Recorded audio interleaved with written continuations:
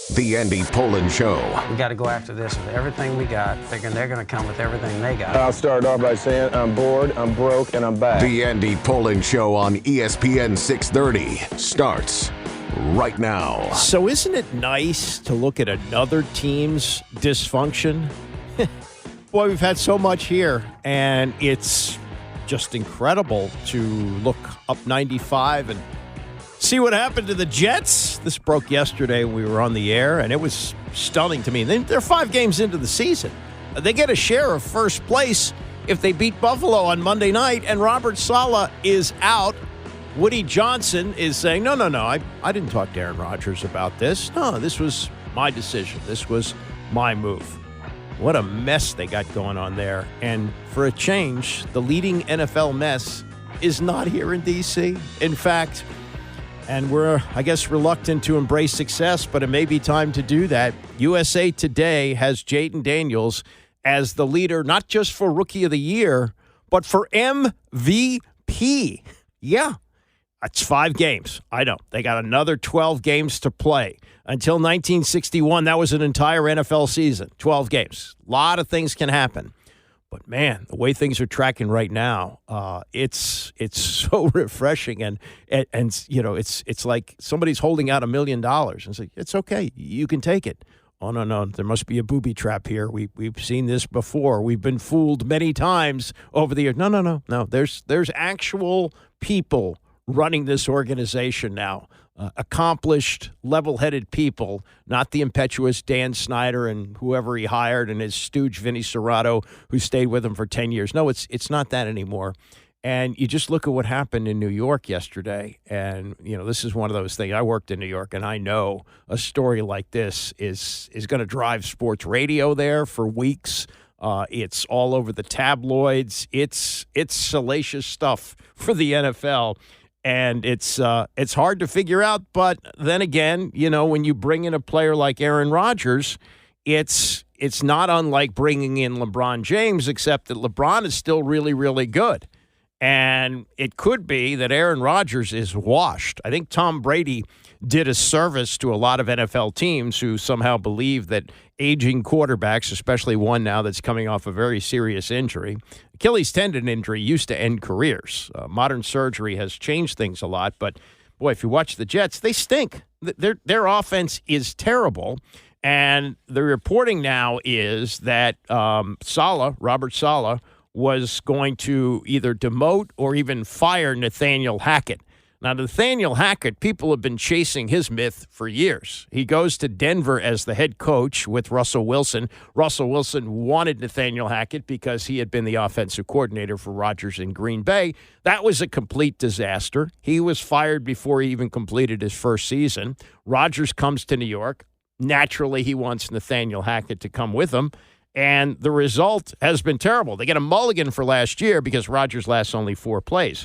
But here's how bad the offense has been this year. They ranked 23rd in first downs per game, 23rd in offensive points per game, 27th in net passing yards attempt, and 27th in total yards. That's not what you expect from Aaron Rodgers, but that's what you're getting with an ancient offense, with an offensive coordinator who may have had great success with him in Green Bay, but has been a complete bust ever since. And if Saleh was going to either fire or demote Hackett, that may have been the straw that broke the camel's back, and Woody Johnson fired Saleh yesterday. The new head coach is Jeff Ulbrich, who's the defensive coordinator. Nothing wrong with the defense. And Saleh is a defensive guy. Remember, he came from San Francisco, defensive coordinator, and now he turns the offense over to Hackett. I guess Hackett is going to stay in charge, so maybe that was part of the deal, that Ulbrich had to stay with him as his offensive coordinator. I mean, Aaron Rodgers clearly runs the show there. And so this is just an absolute mess. It's a cluster F. It's something that we're very familiar with here. We've seen this, right? And here's another thing about the Jets, and this surprised me. As bad as they've been, and they have had some horrific teams over the years. I mean, they had teams that went, I think, 1-15 one year. The last time there was an in-season change was 1976, Joe Namath's last year with the Jets. and Lou Holtz was the coach. Now, Lou Holtz was kind of Steve Spurrier before Steve Spurrier. He was a great coach in college. He won a national championship later at Notre Dame, but he'd been very successful at North Carolina State, and he was the hot college guy that the Jets thought could come in and turn things around. And he was clearly in over his head as a pro coach, and he realized that, and it was only a 14-game season. So after 13 games, only one game, he quit. He wasn't fired. He left. That's the only time. That surprises me. Rich Kotite went 1-15. Rich Kotite was terrible. He was horrendous, and they didn't fire him during the season. But 5 games in, Robert Saleh is out. Brian Costello covers the Jets for the New York Post. Just hours after the firing was announced, he went on the Dan Patrick Show and was asked, are you shocked by this? This season, there was such high expectations for the Jets with Aaron Rodgers coming back, lots of Super Bowl talk, and they looked bad the last 2 weeks. You know, it was a 1-point loss to Denver, and if Greg Zuerlein makes a 50-yard field goal, maybe things are different, but they didn't. They had 15 penalties in that game, 13 that were accepted, 5 false starts. And, you know, there's a clamoring. There was the fans were starting to get restless. And I think Woody Johnson listens to the fans. I think he spends a lot of time on Twitter, and he has people in his family that do. And I think he, that Sunday, I also think, Dan, you can't overlook the game being in London on Sunday. He was the ambassador to the United Kingdom. He's got a lot of friends over there. I'm sure he was embarrassed with the way they played, and that probably played a factor in this as well. So you're surprised? I'm surprised. Yeah, I've been asked after last week. I was asked a bunch of times by people on different shows and stuff, and I thought they have a stretch here where they have 3 standalone games in a row. They were on the NFL Network Sunday morning. They play Monday Night Football this week against the Bills, and then they play Sunday Night Football in Pittsburgh. So that's 3 games where you have a national audience. I said to people, if they lose those 3 games, then I think he's in trouble, because it's all the morning shows are talking about him. Everyone's talking about it. Then I think something could happen. But then the Jets haven't changed coaches midseason since 1976 when Lou Holtz quit. So this is not like, and they've had, Rich Kotite was the coach. They went 1-15. Adam Gase was the coach. They were 0-13 to start that season. Todd Bowles last season, there was calls for them to fire him midseason. Everyone knew he was gone, and it hasn't happened. So this is surprising, because the Jets this is not the way they've operated in a long, long time. I wondered, if you fire Robert Saleh, if you're still going to try to get Davante Adams.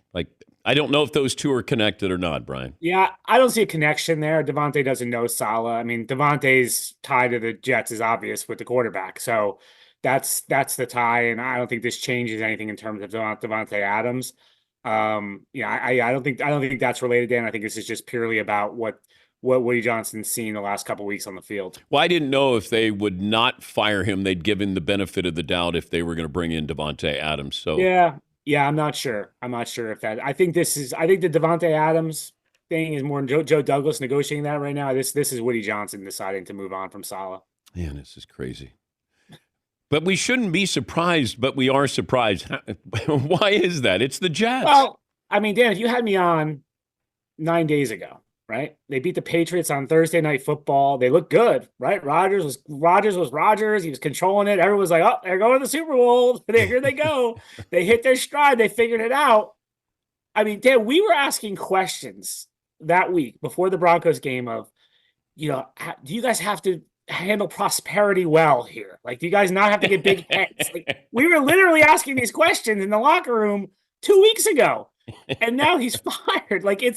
This league the NFL is insane with just how week to week it is. And, obviously there was a case to be made that Saleh should have been fired last year. Yeah.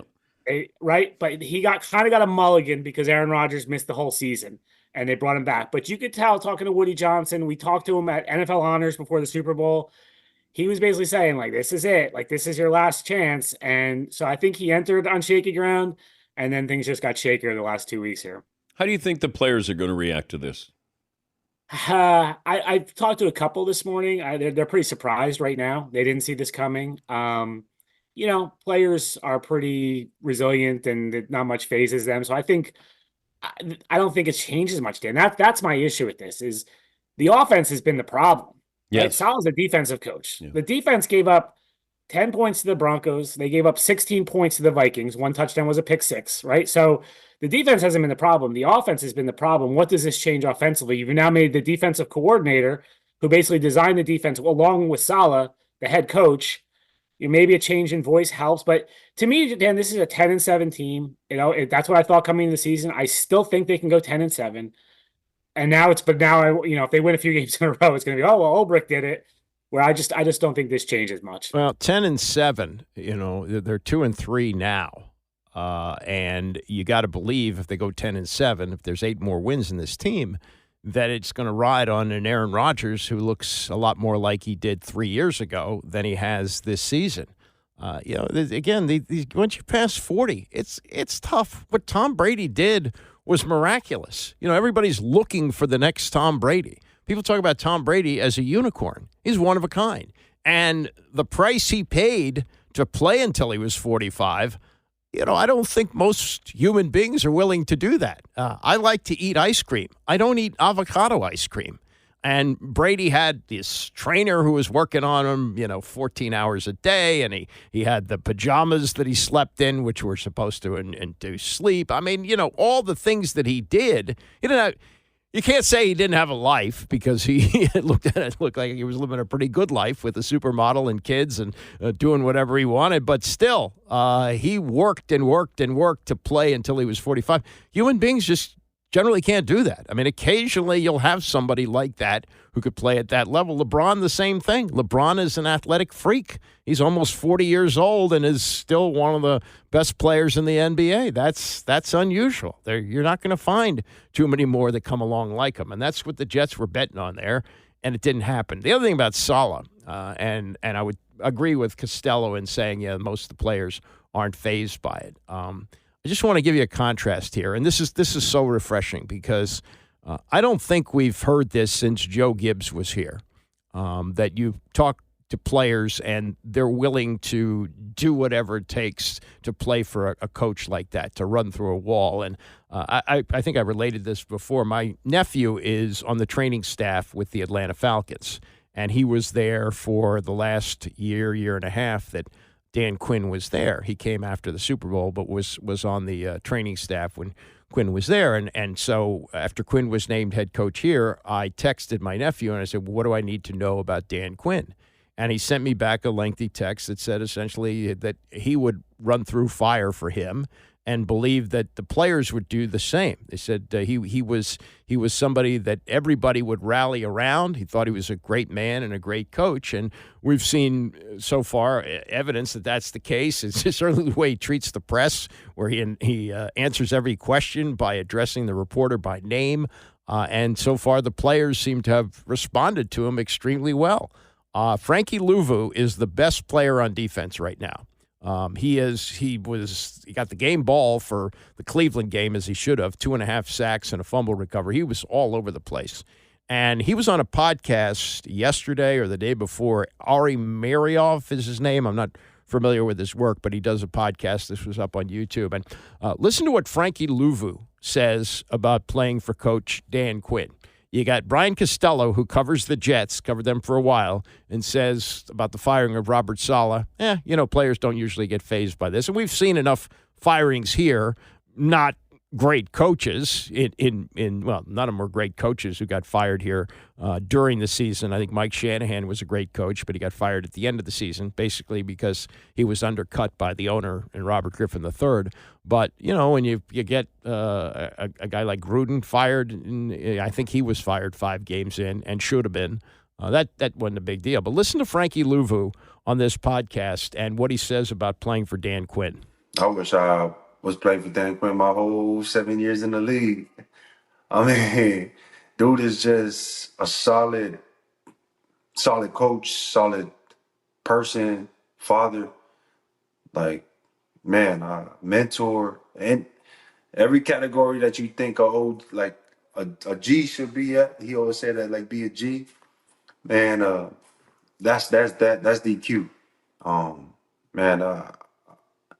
The moment he hopped on the phone with me and just started chatting, man, and coming, can't wait to get to Washington. And man, it was everything that everybody said, and you said it yourself. So whatever you see, like on social media man, that's the realest DQ you're gonna see, man. Like, and in the locker room, man, dude is just like, I don't know, like the dude is just amazing, man. Like, all energy. The guy is full of energy, high energy, dude. But it's real, it's real energy. Like it's no like fake. Ain't nothing fake about it. It's like everything real and it's certified. Like it's legit. The dude is legit, man. And I mean, man, I wouldn't want to play, harder for anybody but coach, man. Like he invests in us, man, and for him to invest in us, man, and taking care of us, man, the least we could do, man, is go out there and play for the guy, man, DQ. So I'm just happy to be a part of it, and like I said, I hope I was playing for all my 7 years in the league, but yeah. I haven't heard a player here talk about a coach since Joe Gibbs. That's the kind of respect they have for him, and that's good. And he's a defensive guy. Worked with the Cowboys last couple of years as defensive coordinator, broke in as a defensive coach, and was the D coordinator on the Seahawks when they won the Super Bowl. But to hear what the players are saying about him is encouraging. Does it mean that they're going to win the division and get to the Super Bowl? No, but it's just so refreshing where you have this incredible dysfunction in other places like Carolina, like New York, and probably couple of other teams that I'm missing here. And you hear Frankie Luvu, can't say enough about Dan Quinn. Nice. All right, coming up, we'll get to the life and times of Pat Fischer, who was a very prominent member of the over-the-hill gang with the Redskins under George Allen in the 1970s. I got my own personal remembrances of him, who got everything he could out of his little body. He was known as the Mouse when he played. He was 5'9", or listed at 5'9", probably about 160 pounds, but he played 17 years at corner like a sledgehammer. We'll get to that and more as we continue. It's the Andy Pollin Show, ESPN 630. The Andy Pollin Show on ESPN 630, the sports capital. We've called it Orioles Preview throughout the season. Season's over, so this will be Orioles Review. And we will talk at 10:30 to Matt Wayrich of the Baltimore Sun about what's ahead. And we know that everybody's coming back in terms of management and the managerial staff led by Brandon Hyde. But a lot of questions about a team that had high hopes going into the postseason last 2 years, and under Brandon Hyde, 0-6 in the postseason last 2 years. Heard yesterday that Pat Fischer passed away, 84 years old. He had been suffering from dementia, and he I don't think he'd been seen publicly in a number of years, but I got to know him a little bit, and he was a feisty character, kind of like how he played. He played 17 years in the NFL as a corner. I mean, that's getting into Darrell Green territory. He's not a Hall of Famer yet. We'll see if he gets in. He's on the seniors list now. Darrell was obviously a first ballot Hall of Famer, but to play that long at that position, at his size, he's about the same size as Darrell, maybe even lighter, and not nearly as fast. I mean, Darrell Green was one of the fastest, if not the fastest player who ever played in the NFL. Pat Fischer was fast enough to play the position, but he played at a time where the rules were different, and he was knocking the crap out of people. And his famous battles with Harold Carmichael, they would play twice a year, Eagles and Redskins in the same division. Harold Carmichael was almost a foot taller. He's 6'10", and Pat Fischer listed at 5'9", which means he could have been anywhere between 5'7" and 5'9", who knows. And Fischer would essentially chop him down. And he had a way of tackling where he would go for one leg. So once he had one leg up in the air, he could kind of flip you. And also the rules were different. You could hit players across the middle, the bump and run. They changed all those rules. I think it was 1978 when Fischer had retired. His last year was 77 in the league. He retired because of a back injury. But in terms of pound for pound, nobody hit harder than Pat Fischer. And his story is interesting in that he was sort of a trailblazer in the NFL. You may have heard of something called the Rozelle Rule. The Rozelle Rule existed before free agency. So technically, you could move from one team to another. And it started back in 1961 where R.C. Owens, who was a receiver with the San Francisco 49ers, went to the Baltimore Colts after he played out his option. And the owners go, we can't have players moving from team to team like that. So they came up with the Rozelle rule, which meant that Commissioner Pete Rozelle would decide the compensation if a player moved from one team to another. Now, here they benefited from that rule twice. Dave Butts went from the Cardinals to the Redskins in 1975, and the Redskins gave up 2 first-round picks. George Allen was the coach then. He didn't give a damn about draft picks, so he sent those 2 to St. Louis, and Dave Butts had a great career here. Played on, I think, 3 of the 4 Super Bowl teams. Wasn't still around for the last one, but won 2 rings with Washington. Clogged the middle, absolutely clogged the middle of that line so that Dexter Manley and Charles Mann could do their thing at the 2 end positions. And they also got Wilbur Marshall here in 1988, and they gave up 2 first-round picks to the Bears. Wilbur Marshall, a key player on that Super Bowl championship team of 1991. So we got to catch myself. I criticize others for saying that. They benefited from the Rozelle rule, but it was Fisher who was one of the first to do this, and he had played out his contract with the Cardinals, and he came to Washington in 1968, and Rozelle didn't give them a first-round pick, but he gave them pretty good compensation. They got a 1969 second-round pick, which turned out to be Rolf Kruger, who had a good career in the NFL, and a 1970 third-round pick, which was defensive back Eric Harris. I don't think he had much of a career, but Fisher coming here came to a team that was good offensively in 1968, but really needed to gel defensively. And things really came together in 1971 when George Allen came in and pretty much overhauled the whole defense. He brought in all of his old guys. So he had Jack Pardee and Myron Patios and Richie Pettibone, Dyron Talbert, Verlin Biggs came from the Jets, and Ron McDowell came here from the Bills. McDowell had been a teammate of Fisher at Nebraska. McDowell had gone in the 4th round. Fisher didn't go until the 17th round, so they got reunited here. But Allen kept a couple of the big players from the defense, and one of them's in the Hall of Fame, Chris Hamburger. Fisher could get there. Mike Bass, who had that famous play in the Super Bowl where he returned a pass that Garo Yepremian tried to throw for the only touchdown the Redskins scored that day. And Fisher fit right in with this over-the-hill gang. He was over 30 at that point. He was a hard hitter, which Allen loved, a veteran, tough veteran. And he was a big part of that over-the-hill gang, which went to the Super Bowl in 1972 and also had made the playoffs for the first time in 71 for the first time in a long time and stayed here throughout Allen's tenure. Allen left after the 77 season, and that's when Fisher retired. And I'll just tell you a story. He got into some pretty good businesses after he left. He stayed in town. For a while, he was a financial advisor. He got into real estate. He did pretty well in business. And one summer, we were doing as well as with Zabe in the afternoon. And, I don't even think we had baseball yet. Could have been over 20 years ago. And we needed something for summertime filler. So I said, let's get some old-time Redskins in here and talk about the old days.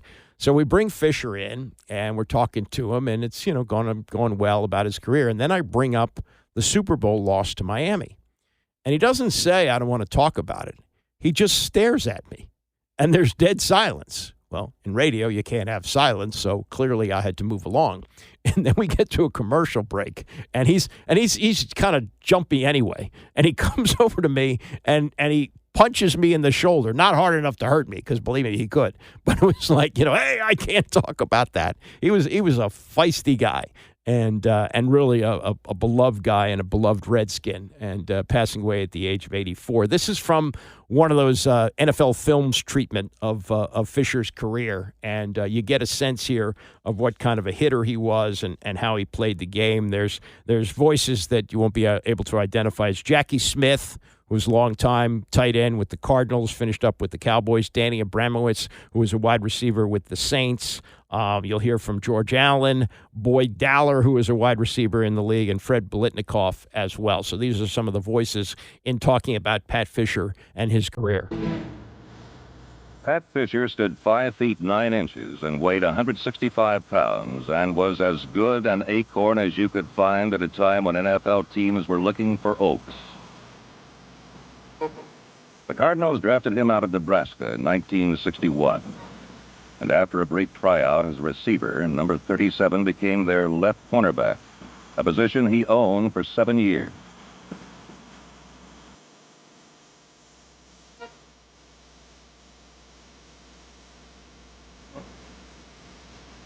He was a small but angry tornado that whirled out and whacked anyone who approached the funnel. He had perfect form. He had great form. And I think his height helped him because he was able to get down there and get down below you instead of hitting your chest to hit down where you could hit and lift. Fischer reduced the art of tackling to a simple matter of angles and leverage. Stay low, keep my head up when I make contact, lift, and take at least one of his legs away from him. If I can get him off the ground with one leg, I'm going to win the war. Because now he doesn't have any power. What he has to have is both legs driving in order for him to run over me. Traded to the Redskins in 1975, no player ran over number 37. But even in Washington, his skirmishes with backs and receivers were part of a 17-year running battle for respect. Pat couldn't have been 5'9", 170 at tops. That's what if they wrapped him up in a lot of tape. And I was 6'5" and a little bit more, and Coach Lombardi used to always say, well, this is like taking candy from a baby. Pat Fischer shows that size and speed is not necessarily the #1 requisite for a football player. Never missed a practice, never missed a game, played 110%. He was as tough as nails, loved the game, tremendous competitor. That first game was a pretty good experience for me because, I got out there and he started talking to me and he intimidated me. Threatened to break my leg, this, that, He was probably the one guy that I've ever played against in professional football where when you came off the line of scrimmage, you had to know where he was at. Fischer was fearless and tenacious.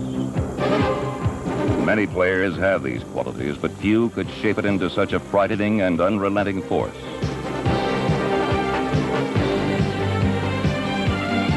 From whistle to gun, he beat on, agitated, outwitted, and intimidated receivers. He was the pepper in the Redskins stew. Distraction is the key to why you want to intimidate. Make them think about you. Make them know and realize that if they do catch the ball, they're going to have to pay the penalty for it. And over a period of time, the war will be won by the guy that's more aggressive. Fischer's most famous duels were fought with the Eagles' Harold Carmichael, number 17, an oak who outsized the acorn by 50 pounds and 11 inches.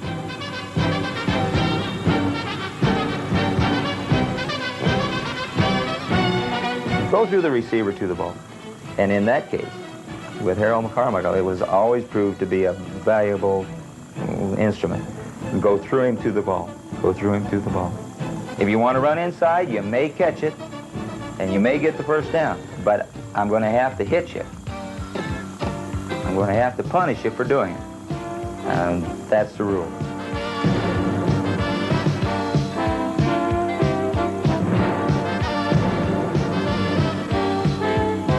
Few could deny their admiration for this toy terrier who kept nipping at their heels. His peers respected this man of spirit and spunk, for they realized that few players had mined the ore of their talent so completely. Pat Fischer was not that fast, not that big, but he had a heart, loved the game, smart football player. Should be an all-pro, should be in the Hall of Fame someday. Pat Fischer packed such intensity into every play, focused his talent with such skill, aged with such grace, that he played more games at cornerback than any player in NFL history. Yeah, that's the NFL Films look at Pat Fischer and his career. He did play a remarkable number of games in the NFL over those 17 years, 7 with St. Louis, 10 with Washington, 213 games at corner, and was a 3-time Pro Bowler, 2-time All-Pro, 56 career interceptions. think he should get consideration for the Hall of Fame, but so far he's not in. There's one other Pat Fischer story that we have to talk about, and if you're old enough to remember this, you remember the frustration of this pre-instant replay. It's late in the season. They're playing at St. Louis against the Cardinals, trying to make it into the playoffs. Looks like this is going to be the play that decides the game. They're up. Redskins are up 17-10. Time is running out, and it's a fourth down play.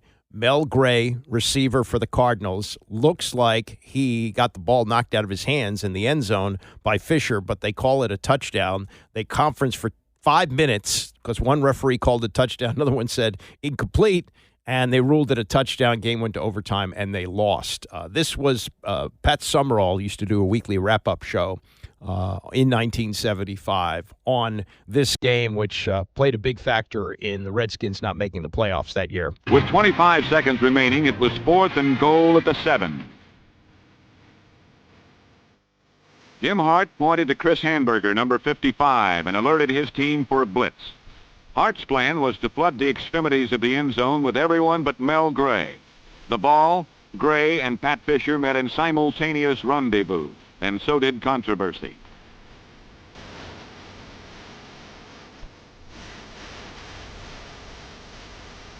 While one official indicated incomplete pass and the Redskins trotted off joyously, the Cardinals collected to dispute the call and circle the officials like wild-eyed Indians around a wagon train.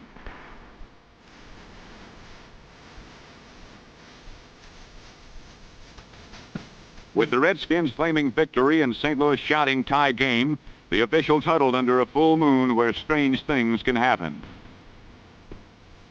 And suddenly, as Lon Chaney turned into a werewolf, the game turned into a 17-all tie. 17-all tie with Jim Bakken kicking a field goal in overtime. It was one of 3 overtime games that they lost that year. Overtime didn't come into the NFL till the year before. They lost 3 overtime games and missed the playoffs. So rest in peace, Pat Fischer. Many memories. Oh, one other postscript to the Mel Gray catch, non-catch. They had film in those days, coaches' film, but it took a day or so to get developed. And so the next day, the game is in St. Louis, so it's a Monday. Frank Herzog, who was then the weekend guy at Channel 9, goes out there with the TV truck to Redskins Park, the old Redskins Park, closer to Dulles Airport. And there's a photo of George Allen getting in the truck to see the replay for the first time. And if he wasn't already sick, he had to be really sick watching what was clearly a horrific call. And Pat Fischer did knock the ball out of the hands of Mel Gray, but it counted as a touchdown. They lost the game in overtime. A couple of things on Maryland as they get ready to play Northwestern on Friday night. It's Maryland has played some Friday night games before. They got their doors blown off by Penn State a few years ago, but in 5 of them, they're 4-1, and they hope to get to 5-1 on Friday night games as they play Northwestern, and that's a team kind of in the same boat they are. Both of them lost their last game to Indiana. Northwestern's 2-3. Maryland is 3-2, and with tough games coming up, some on the road, this is going to be a key game for Maryland to keep their string up of bowls. They've been to 3 straight, won all 3, and they'd like to keep that going this year, so this is an opportunity. But beyond that, and they're not going to contend, obviously, for the Big Ten title or anything like that this year, but Locksley has talked about that, the coach, Mike Locksley, and yesterday at his news conference, having had the opportunity with the bye week last week to watch a lot of college football, he's more encouraged than ever that Maryland could rise to that high level. You watch college football, teams take lumps. There's a few teams that took lumps this week that in certain parts of the country people aren't happy in. And that's why when I talk about the opportunity we have as a community, as a program, as a university, the positivity of kind of where we're going and how the opportunity of what the new landscape gives us, it's the sky's the limit. The best is ahead. And that's, to me, I know we want it now, and I promise you right now, I opened my mouth, talked about winning championships. That's the habits we're trying to create to win them. And to me, though, we got great opportunity the way college football is nowadays for, a program like ours that has done more with less. Well, I think he may be getting a little bit overexcited about the Vanderbilt upset of Alabama, but he did coach at Alabama. He knows what it's like to be at a program like that. And now he's in Maryland, dreaming big. That's fine. I mean, I think that the thing he's trying to stress here is you may not win a championship, but trying to win a championship will make you a better team.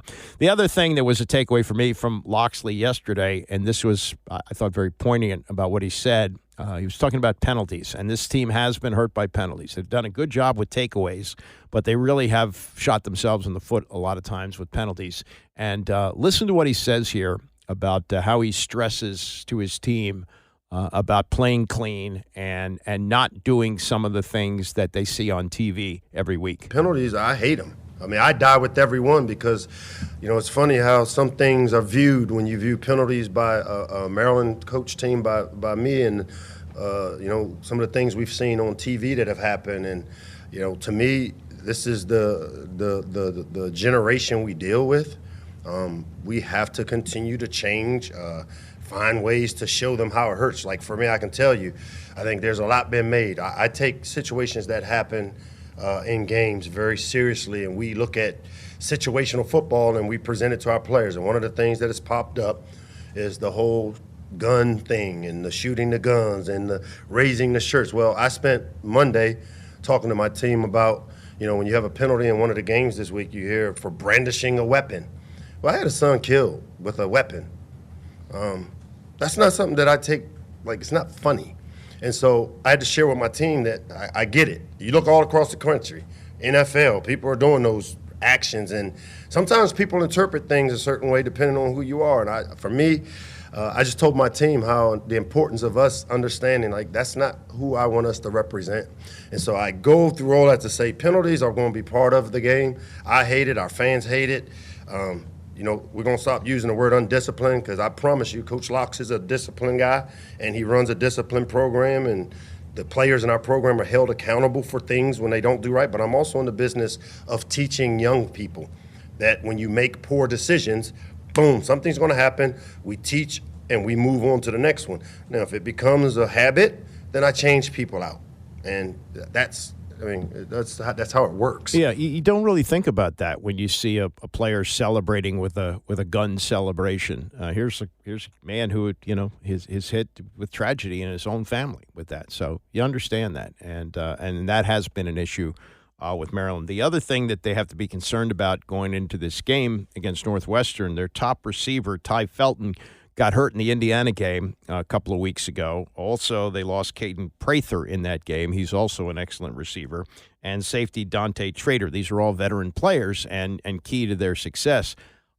I'm a little baffled by this, that in an age where you have gambling on college football, just like pro football now, and it's all legal, that you can be this vague about injuries. I don't quite understand that because that's a big part of the whole picture. Locksley said that one of the three had a procedure, didn't specify which of the three had it, and expects two of the three to be ready for Northwestern, but wouldn't identify the two. Well, if one of them out is Ty Felton, that's a big deal. He's not only one of the best receivers in the conference, he's one of the best in the country right now. He's had monster games and got hurt against Indiana. If he can't play, that's a factor, and it's a 10-point spread. Maryland's favored by 10 in this game. So I'm kind of surprised about that. I would think that the NCAA, well, such as it is, but there should be some kind of an injury disclosure there, because I think that you get into real dangerous territory. That's why the NFL is so concerned about that, because of the gambling part of it. So you have a list where you have players listed as questionable or out or full practice, partial practice, whatever it is. But you have information about injuries. For Locksley, I don't think he's breaking any rules because maybe there aren't any, but it just seems like there should be some kind of rules in place. I was thinking about this with the way this Commander season has unfolded. We go into it like, okay, maybe they get to 6 or 7 wins by the end of the year. Let's see if they've got a quarterback here in Jaden Daniels. And here we are 5 games into the season. People are talking Super Bowl, Daniels for MVP. And it reminded me somewhat of the 2001 season for Maryland. The year before, they'd gone 5-6 under Ron van der Linden. I went to the last game of the year, which was homecoming against Clemson. They had 25,000 people there, and they lost. I mean, you just couldn't sustain like that. So finally, Debbie Yao, the athletic director then, who had been badgered for years by Boomer Esiason to hire Ralph Friedgen, who'd been assistant coach of the year at Georgia Tech and couldn't get a job because he was fat.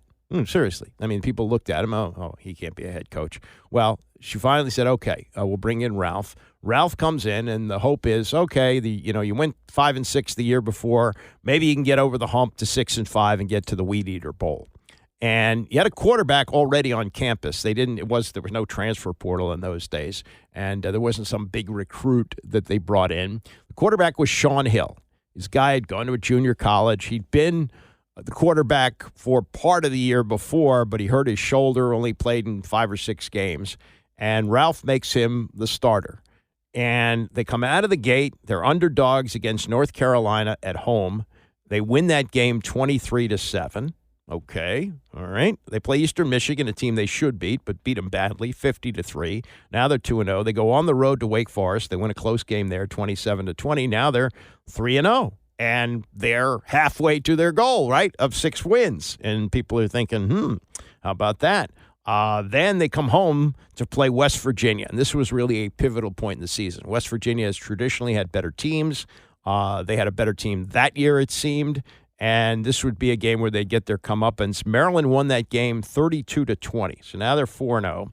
Then they play in Virginia at home, and now they've reached the rankings. They're ranked 25th. They beat the doors off of Virginia by 20 points, 41-21. They go play a game on a Thursday night at Georgia Tech, and they win this game in overtime. And it's like, Ralph going back to where he'd come from. They win the game in overtime, and now they're rolling. They take care of Duke, 59-17. They win a game. They lose a game, at Florida State. But Florida State's one of the best teams in the country. They were overmatched there. They didn't have the speed, okay, but they suffered a loss. But then, to get to what would be the conference title, because I think Florida State lost a couple games that year. They beat Troy State. Then they beat Clemson, and I was at this game. They beat Clemson as the number 13 team in the country.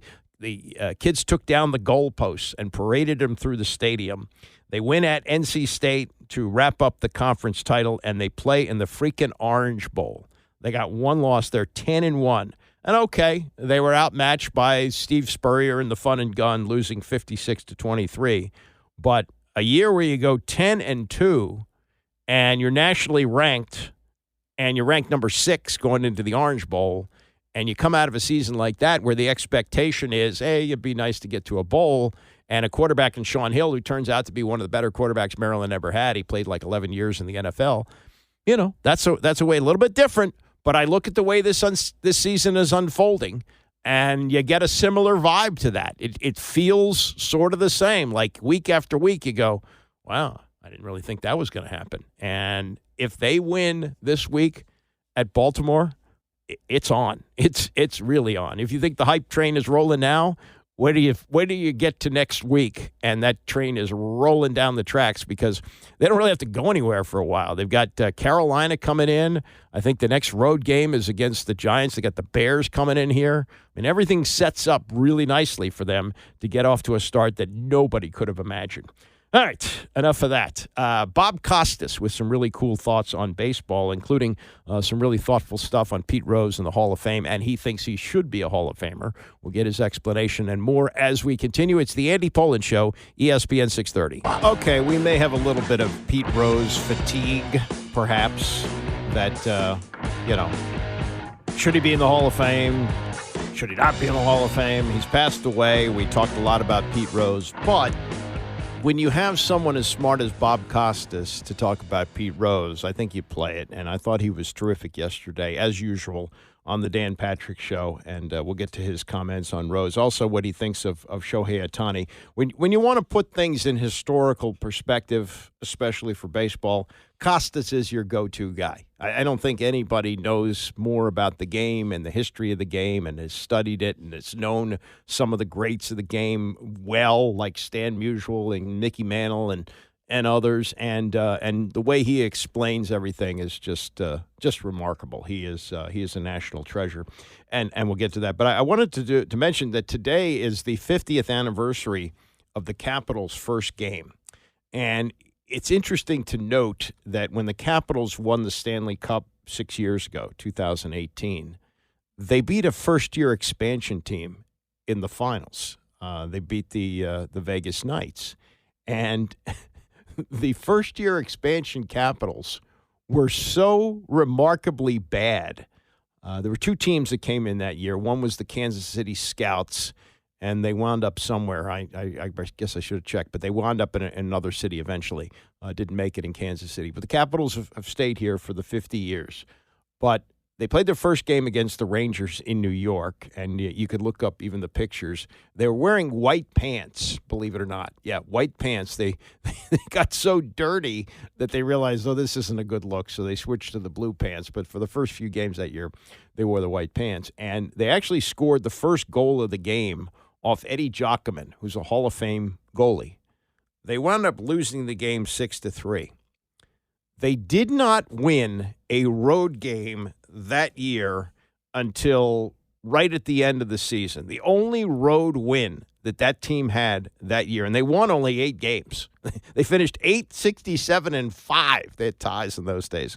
And the only road game was against the California Golden Seals, another team that's moved. March 28th, 1975. They won that to get to 7-64-5, and then they did get their 8th win. So the 8th win was the last game of the year. I guess it was against Pittsburgh, and they finished 8-67-5. That's what it was, 8-67-5. Just amazing how bad they were that year, and to see them come to the point where they were a perennial contender, really starting when Rod Langway got here in 1982, and right through the 80s and the 90s, and then finally winning a Stanley Cup in 2018. Boy, you think about the start and that 1974 season, but it was brand new stuff for us, and that was something that was new to the area, hockey. I mean, I was 15 years old. I was not familiar with hockey at that point. And the team was part of the plan that Abe Pollin had to fill up the Capitol Center. He was going to bring his Baltimore Bullets in, needed a place to play, couldn't get it done in D.C., built it in Landover. So the 74-75, it was the Capitol Bullets. Still trying to attract people from Baltimore, I guess. So they call themselves the Capitol Bullets. But for the 74-75 season, they were the Washington Bullets, and then came the Capitals as an expansion team, and they were remarkably bad. I think that's the worst team of all time, I think. And things got better, obviously. But it was cool to go out to the Capitol Center and watch hockey. It was a brand new thing, and some of the games were on television. I think Channel 9 had a package, maybe even Channel 20 had some games. No cable in those days, no cable TV, not in this area anyway. And we would listen to Ron Weber. I think WTOP had the games, and it was really cool just to hear the names and hear the sound on the ice and everything. And so 50 years later, we've got a hockey team that's got a Stanley Cup, and we also have the beginnings, which were absolutely horrendous. Fun, kind of like 62 Mets style, because hockey was a new thing in town. But boy, they were a bad team, and they took their lumps in that first year. All right, Bob Costas on yesterday on the Dan Patrick Show. Got a couple things to play here. One is as the Dodgers are now on the brink. I mean, that's remarkable that they started off with Shohei Ohtani hitting a 3-run homer, but they've now lost 2 in a row to the Padres. Second game they lost 10-2, and then last night they gave up 6 runs in the second inning, and the Padres held on to win the game. So their backs to the wall, but they've got the best player, certainly in the National League, and if you want to argue maybe the best player in baseball up against Aaron Judge, in Shohei Ohtani. And this was Dan Patrick yesterday with Costas on the historical perspective for Shohei. We've tried to put Ohtani's season in perspective, and I'm looking at a hitter in a regular season. The only other that moment where he has the 3 homers, is that the greatest game ever for a hitter? And I still brought him, even though it's 2 games, Ted Williams on that final day when he could have sat out and he played both ends of the doubleheader and batted .406. That's the only thing that I thought might be a comparison to that. Yeah. Your thoughts? Well, I think of the Sandberg game 40 years ago on the NBC Game of the Week when Ryne Sandberg went 5 for 6 and hit 2 homers, last-ditch homers off Bruce Sutter. They used relief pitchers differently then. I think Whitey Herzog had Sutter in there for at least 3 innings. So Sandberg homers to tie it in the 9th. He homers again in the 10th with 2 out to tie it again. And it was immediately dubbed the Sandberg game. And that's what people around Chicago still refer to it as. And it was on a national broadcast when the Game of the Week was something different than it is now when you have so many ways to access baseball. Fred Lynn had a game during his Rookie of the Year MVP year in '75 for the Red Sox, where he hit 3 home runs and had 10 RBIs at Tiger Stadium. But what Ohtani did here, and then, of course, if you think of something happening in the World Series, you think of Reggie Jackson hitting 3 home runs in a deciding World Series game. It's more meaningful. I think of some of the games that George Brett had. He had a 3-homer game, every homer off Catfish Hunter in the LCS in either 77 or 78. And he had another game in 85 where he had 2 homers, a double and a single, and the double hit the top of the wall against Toronto. Brett is one of the all-time great postseason performers. The thing about this, though, is not only did he have 5 hits and 3 home runs, and he almost had the cycle. He was thrown out at third trying to stretch a double. He had 2 doubles. So he's thrown out at third, could have had the cycle. And he passed both milestones. He passed the 50 and the 50 in the same game. So I think that this has elements that surround it. You could look at others and say, I can make a case for this or that. But for now, Ohtani will do. Could he be underrated? I don't know how he could be underrated. He's been certainly celebrated. People will interpret what I'm about to say wrongly.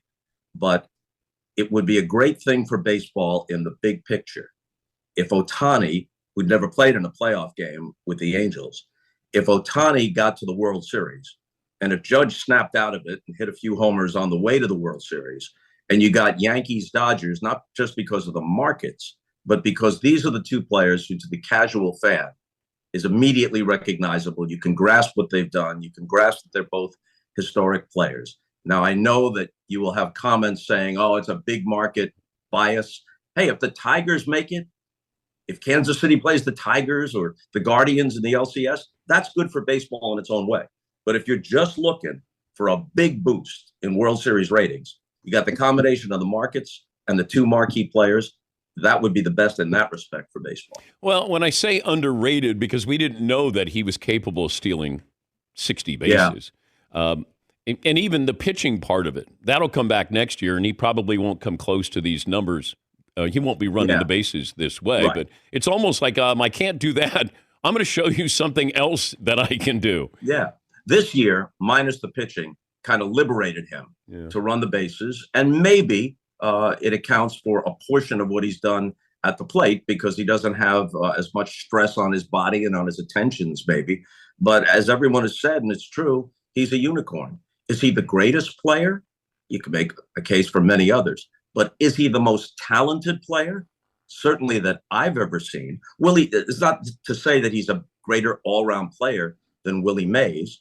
I mean, he's never played the field to any significant extent. He's a DH.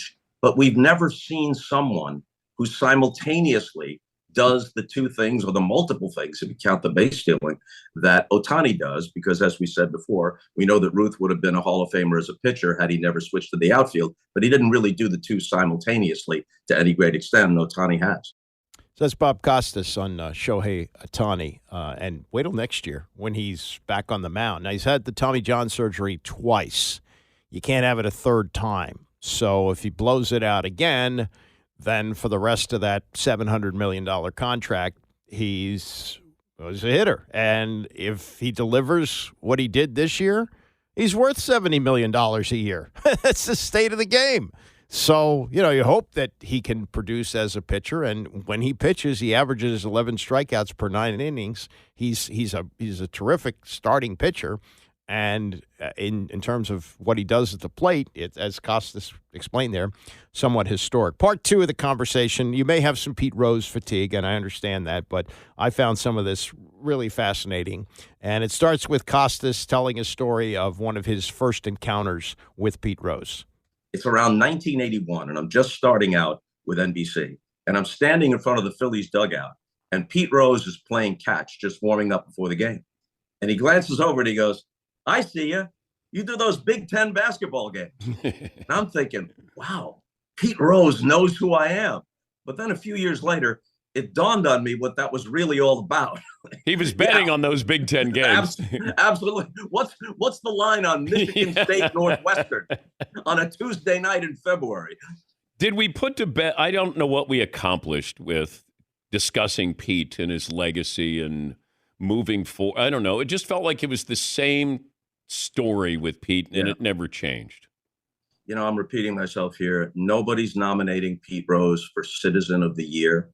But not only was he a truly great player, just on the numbers, he's a Hall of Fame caliber player, but he was so iconic in the way he played the game and a bigger than life personality and part of one of the great teams, the Big Red Machine. And it's not just in the aftermath of his death. I've been saying this for more than 30 years. Baseball should have made a distinction. Now, I know that technically it's the board of directors of the Hall of Fame, but if any of the commissioners had said, "Hey, come on, it's okay with us," that would have influenced the board of directors. They could have made a simple distinction. He is rightly banned from any official part in baseball because he broke the cardinal rule, but he's on the Hall of Fame ballot. People who poisoned the record books by taking steroids probably damaged the game more than Pete Rose ever damaged the game. They're on the ballot, whether they make it in or not. They're on the ballot. And if he winds up getting in posthumously now, it's almost like they're twisting the knife, whether that's their intention or not. And I know that there were unsavory things connected to Pete, but somebody got those 4,256 base hits. And I've always said you could put it at the bottom of the plaque, along with all the achievements. Banned from baseball in 1989 for gambling. And in the immediate aftermath, Fay Vincent, who succeeded Bart Giamatti and was one of Bart's closest friends, if he had lifted that ban in terms of the Hall of Fame, that would have seemed too lenient. But as time went by, you get to the turn of the century, I think everybody would have grasped it. Eligible because of what he did historically, eligible for the Hall, no longer officially connected to baseball. That's the punishment. And people who say, well, you know, baseball, like every other sport, has now embraced gambling, so it's hypocritical. I get that atmospherically, that's a bad look, but it's still the rule for any player. If you bet on a game in which you're not involved in baseball, you can bet on football or basketball, but if you bet on a game that you're not involved in, automatic at least 1 game suspension, then you can 1 year suspension, then you can apply for reinstatement. But if you bet on a game in which you are involved, including if you bet on your own team, the rule is still exactly the same as it's been for decades and decades: lifetime banishment. But if he was in the Hall of Fame, do you think if they found out that he gambled later, would they have taken him out of the Hall of Fame? Let's say, just baseball-wise, his career, Hall of Famer. Then he becomes a manager, let's say 6 years after he's in the Hall of Fame. And then he's betting on baseball. They find that out. Would they have taken him out of the Hall of Fame? See, but at that point, he couldn't have managed in baseball by what I just suggested. He's banned from baseball. No. Let's say, they don't catch him. Oh, I see. No, so he's in the Hall of Fame for his playing career. He waits 6 years. The Reds bring him in to be their manager. Then all of a sudden he bets on baseball. Would they have taken him out of the Hall of Fame? That's a tricky one. I guess not, but they might have altered the plaque. Okay. To indicate, what the circumstances are. For those who haven't been to the Hall of Fame, some people think of it as just the plaque gallery. That's part of it. But it's a much larger museum. And Pete Rose and Joe Jackson and all the supposed steroid guys, they're all represented in terms of their place in baseball history throughout the museum. But it's the plaque gallery where Pete Rose is missing. I mentioned this on the air right after he died, someplace or other. I went to the Hall of Fame with Pete for a piece for the Today Show sometime in the 90s. And he had not set foot in the Hall of Fame after since Bart Giamatti had banned him.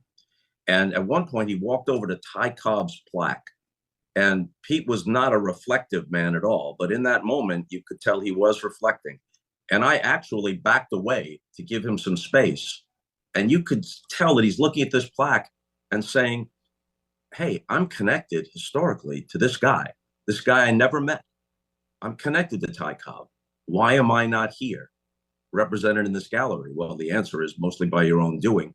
But justice can be tempered with mercy. I don't think if Pete Rose had gotten into the Hall of Fame, let's say in 2005, 2010, and he had the plaque in the fashion that I suggested, no little kid is going to walk through the Hall of Fame with his dad, look at the plaque and say, gee, Dad, I guess it's okay then if I get to the major leagues and I bet on baseball. I mean, the cautionary tale is there. Yeah. It was in the first paragraph of his obituary. And we knew that for decades, that it would be in the first paragraph of his obituary. He paid a huge price, even if it was by his own doing, he paid a huge price. Yeah, I did ask Johnny Bench after Pete died. I said, I saw that segment. Yeah, I said, did you have any idea if he was betting on baseball as a player? And he said, well, I was told by the FBI, to stay away. I think the reason why Pete is never going to be on the ballot is those commissioners know that Pete bet as a player. And I think that might be the point of no return. That may be true. I asked Rob Manfred in an interview a few years ago, is there something that the general public and those of us in the media pay attention to or would know about? Is there something that we don't know about that influences this decision? Something more damning than what we know or additionally damning to what we know? And Manfred's answer was no. Yeah, I don't believe it. Don't believe it. Had too many conversations with Bud Selig where I got a sense that there was something there. And I don't think Pete all of a sudden goes, hey, I'm just going to start gambling on baseball as a manager and not as a player. What you're saying is logical. Yeah, I know. We don't know the answer for sure, but it's certainly a logical question. Yeah, look, ESPN, I don't know why this hasn't been reported more in the death of Pete Rose. ESPN several years ago did an investigation. A guy named Quinn, I forget his first name, he's from the area. He's done investigative work for him.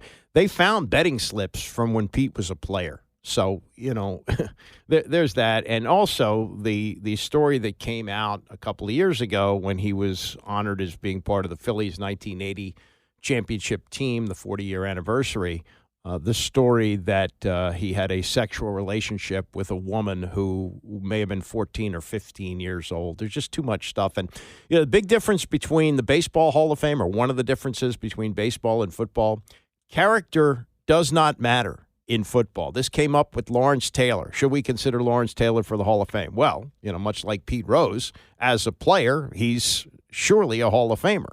But there were, the drug issues and some arrests and things like that didn't play into it. They just looked at his on-the-field performance. And the comp, I guess, would be O.J. Even though O.J. was acquitted in court of the double murders, he was found guilty in civil court, and his bust remains in the Pro Football Hall of Fame and is going to stay there. But with Pete, I don't think it's going to happen. It's just going to stay there. All right, coming up, we'll get to Orioles preview. Matt Wayrich of the Baltimore Sun will join me to, it's not preview, it's review, to wrap up a season which ended all too quickly for the Orioles. We'll get to that and more as we continue. It's the Andy Pollard Show, ESPN 630.